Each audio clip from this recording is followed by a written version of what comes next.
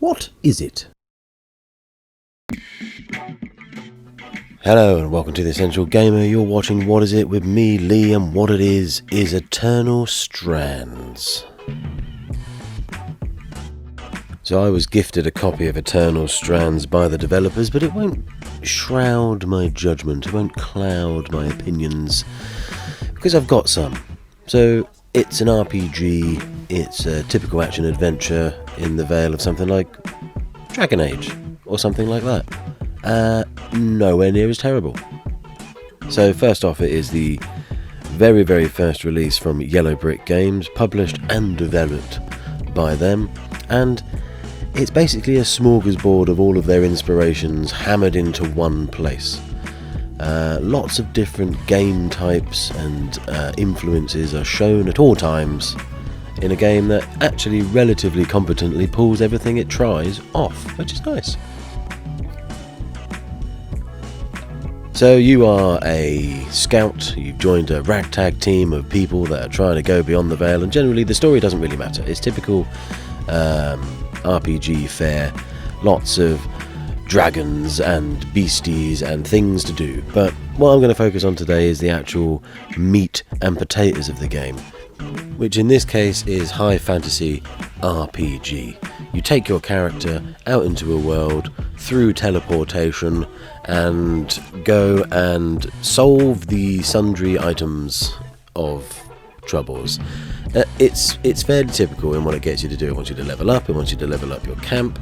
There's some inter-camp relations that you end up managing, and there's lots of talking, but the talking isn't laboured and you can skip it, so it's not terrible, but it can be a little bit corny and hammy at times. The writing is fine. It's nowhere near as ham-fisted as Veilguard is. It's also nowhere near as intricate as something like Baldur's Gate 3, so somewhere in the middle as far as its quality of writing is concerned. But we've got lots of lovely cutscenes, we've got lots of lovely animated scenes, we've got lots of disposition and exposition, and to be honest, it's very full. They've tried to throw as much as they possibly can into one production, which is absolutely fine. But at the same time, I think it personally takes away from a direction of the game, in terms of it never really knows what it wants to do or what it wants to be. And in this day and age, we should all know what we want to be and do. So gameplay wise, it handles very nicely, it all looks very lovely. Controls are fairly simple.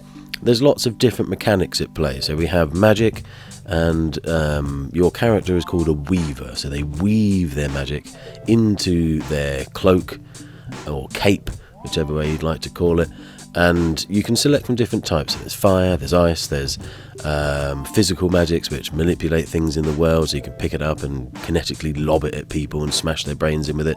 All very, very nice indeed. There's climbing mechanics, like something out of Conan.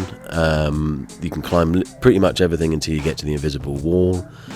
The fighting mechanics are hack and slash style, button tappy, but there's a little bit of skill to it in that you can upgrade your weapons and your armors and things.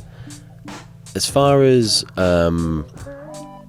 learning new skills, you're handed new things fairly quickly. Like, it doesn't really hold much back, but then it does give you a little while before you can upgrade those things to the next level, so to speak.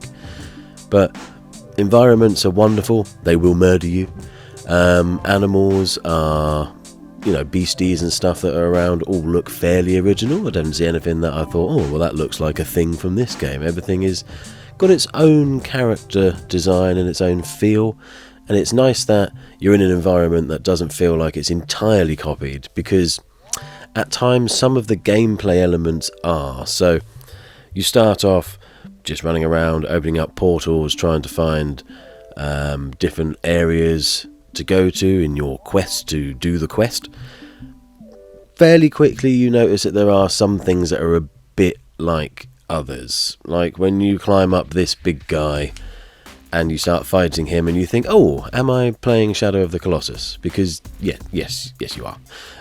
Again, the developers clearly had their inspirations and the games that they enjoyed, which made them want to make this game, and they've put those elements in their own game, which is fine, but again, it struggles to find its own identity when you've got the identity of 35 different things in one.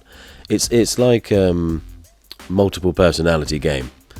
It really doesn't know where it's heading at any point in terms of what style of game it is. Is it a hack and slash? Is it an RPG adventure? Is it something more akin to Ico or Shadow of the Colossus? Or is it actually just the Dragon Age game that we should have got? Does it want to sit there and have you chat for 25 million hours like Baldur's Gate 3 does? It can't really make its mind up. And I think that's the biggest takeaway for me for the game, in that it's a good game, but it would have been a better game if it had focused on one or two elements that it's included instead of just throwing all of them at you. So voice acting and things like that are absolutely fine. Some of the side characters are quite entertaining, even if the dialogue is a bit ham, a bit cornball. You know, it's a little bit running through the fields, got some candy corn. It's fine.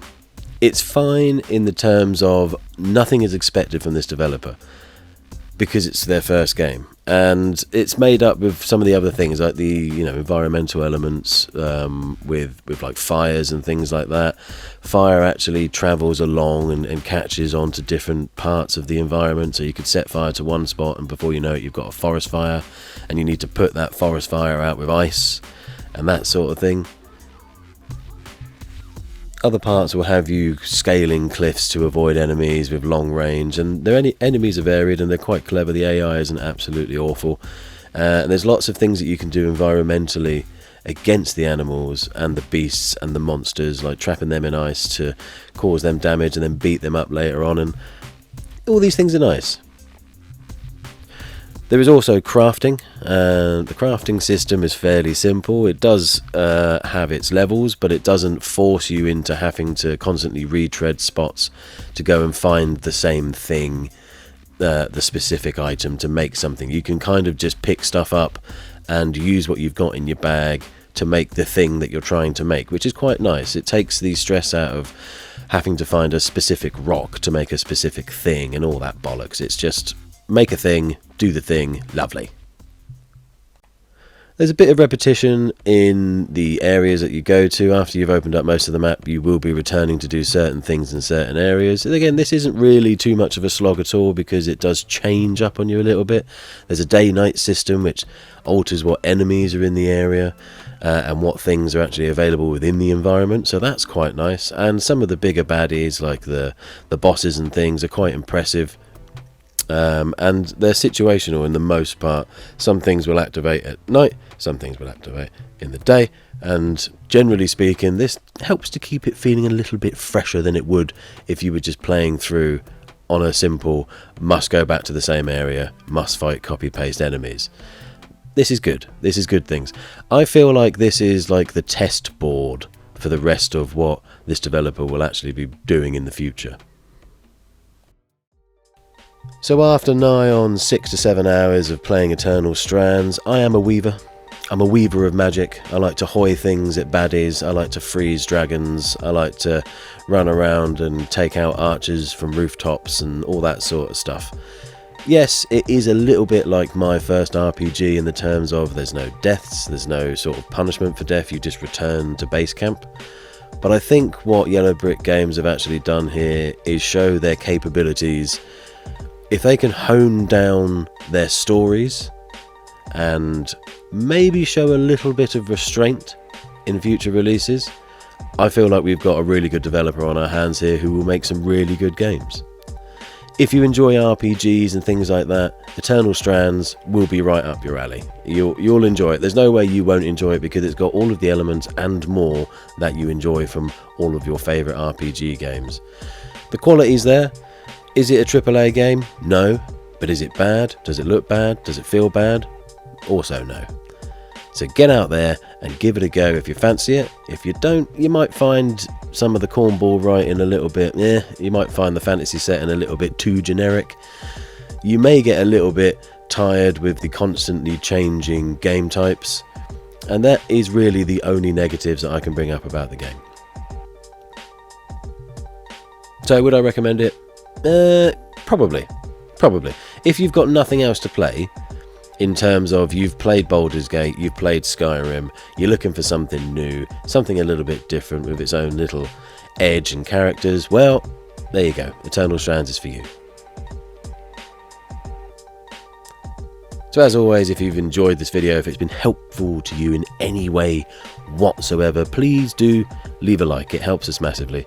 If you enjoyed the video and you want to see more stuff like this, or some other gameplay bollocks, or something gaming related which is nonsense, I can guarantee you'll find that on our channel, so please consider subscribing. If you didn't enjoy it, well, I don't really care. But you can tell me why in the comments. Let me know the problem.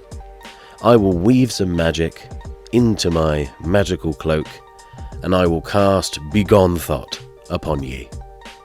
Until next time, you've been watching What Is It? This is The Essential Gamer. My name is Lee. You are a gamer, so keep gaming, gamers, and we'll see you next time. Gaming with games. Gamers.